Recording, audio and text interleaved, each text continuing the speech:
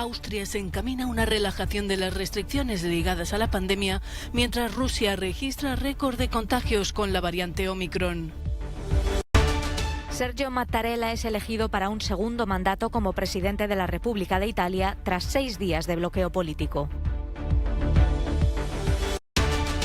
Ucrania se prepara para la guerra con Rusia. Casi la mitad de ucranianos cree que la invasión rusa es posible. En los Países Bajos, el escándalo de acoso sexual en el concurso televisivo La Voz impulsa la aceleración de un proyecto de ley contra los abusos sexuales y de poder. Protestas en Austria contra las restricciones ligadas a la pandemia. Varias manifestaciones congregaron en Viena a miles de manifestantes el sábado, en las que se registraron incidentes con la policía, que recurrió al uso de gas pimienta y multas por no llevar mascarillas. Eran unos 10.000 según la policía en el momento de máxima concentración.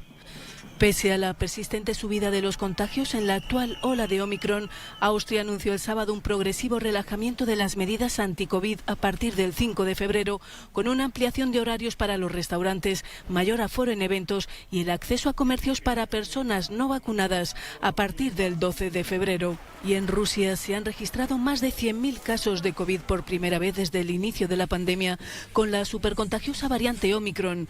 La enseñanza a distancia se ha generalizado y las autoridades tratan de incrementar la vacunación en la franja de entre 12 y 17 años.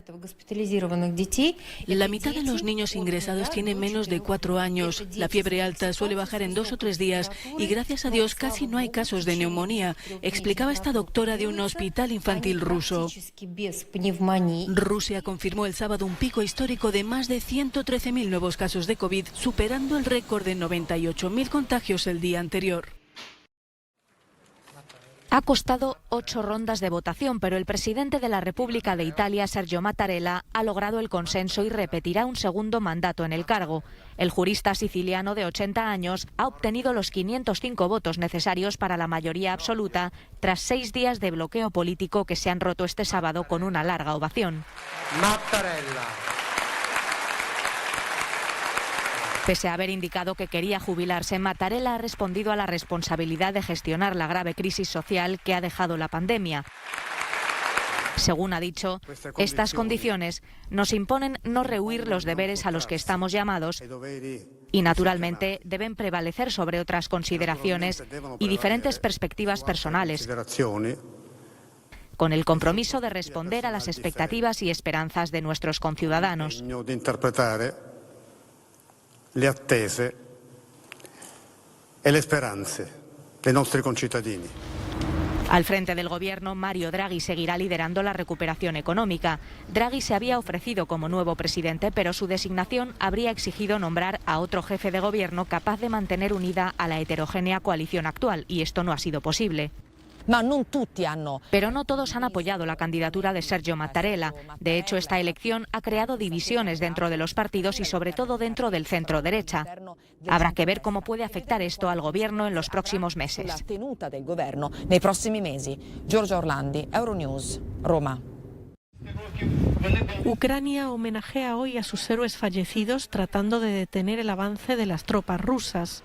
En la capital ha tenido lugar una marcha conmemorativa por los soldados que murieron luchando contra la invasión del Ejército Rojo en 1918. En 2014, Oleksiy organizó una serie de manifestaciones en la región de Donetsk para mantener la unidad de Ucrania. Ante la escalada militar, Oleksiy y su familia han tenido que huir a Kiev. Nunca en mi vida pensé que esto podía ocurrir. Es la peor pesadilla. Por eso me digo que estoy preparado para una invasión rusa. Ucrania está lista. Esta república soviética de 40 millones de habitantes se prepara para la guerra con los separatistas rusos. El analista Alexander Bittman cree que Rusia invadirá Ucrania a mediados de febrero. No hay forma de que la arquitectura de la seguridad europea consiga que Ucrania vuelva a Rusia, así que no creo que la vía diplomática sea suficiente para darle lo que quiere. Por desgracia, nos dirigimos hacia la mayor ofensiva militar en Europa. Más del 80% de los ucranianos cree que la invasión rusa es posible. El conflicto, que estalló tras la anexión por parte de Rusia de la península ucraniana de Crimea en 2014, ha dejado ya más de 13.000 muertos. Manifestación en Ámsterdam del movimiento Me Too contra el acoso sexual tras el escándalo en el programa de televisión The Voice of Holland en Países Bajos. Una investigación periodística ha desvelado numerosos casos de abusos sexuales y de poder por parte de miembros del jurado del concurso de canto. Algunas de las víctimas eran menores en el momento de los hechos. Tenemos que cambiar, dejar de culpabilizar a las víctimas y empezar con los agresores. Debemos ser conscientes de que esto ocurre todos los días a niños, hombres y mujeres. Además, hay que acelerar la propuesta de la nueva ley prevista para 2024. Las diversas acusaciones han llevado a suspender la nueva temporada del programa The Voice. Varias acusaciones de acoso sexual y abuso de poder han salpicado a miembros del jurado, entre ellos el rapero Ali Bouali y el cantante Marco Borsato, y ha provocado la dimisión del director musical del programa, Jeroen Rijbergen. La polémica podría acelerar la aplicación de una nueva ley que penaliza cualquier forma de sexo sin consentimiento. Desde hace más de 30 años se extrae petróleo del subsuelo de este barrio de clase obrera al sur de Róterdam. La mayoría de vecinos desconocía lo que había bajo sus pies hasta que la compañía del gas NAM pidió ampliar la licencia hasta 2050. Ahora han reunido 2.000 firmas en su contra. Recuerdan lo que pasó en la provincia de Groningen, donde la extracción de gas ha provocado terremotos. No queremos químicos en el terreno. Eso va directamente en contra de los objetivos del clima que nos hemos fijado. Queremos usar menos petróleo y menos gas, no más. NAM espera que el hundimiento gradual del terreno que provoca la extracción llegue como máximo a los 2 centímetros hasta 2050.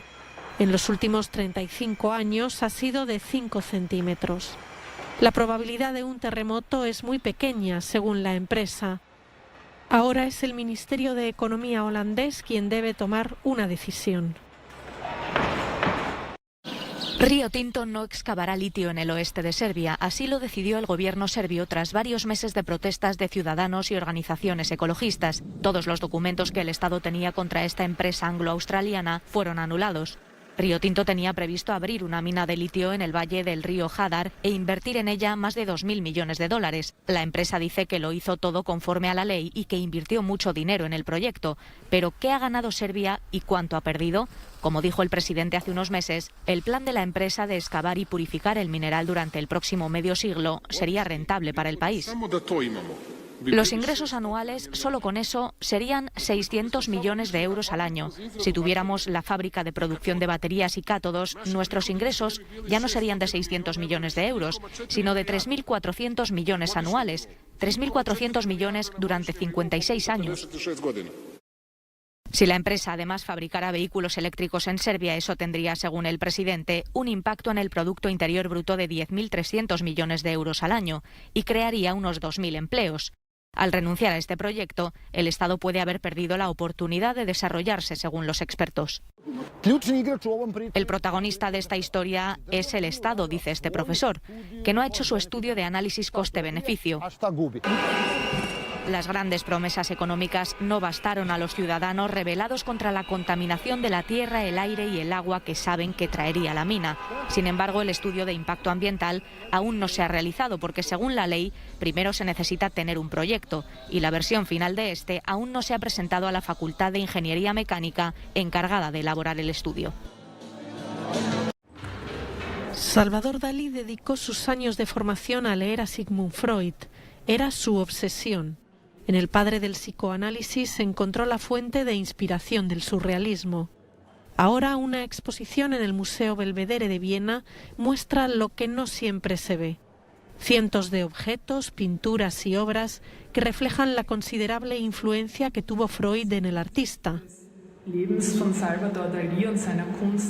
Aquí cubrimos una década de la vida y el arte de Salvador Dalí, que nos permite mostrar al público una parte de su trabajo que no es tan conocido o no se ha enseñado tanto. Para el joven artista, leer la interpretación de los sueños fue uno de los descubrimientos más importantes de su vida. A través de los escritos de Freud, Dalí encontró la llave de acceso a sus miedos, deseos y obsesiones escondidos que le acompañaban desde la infancia.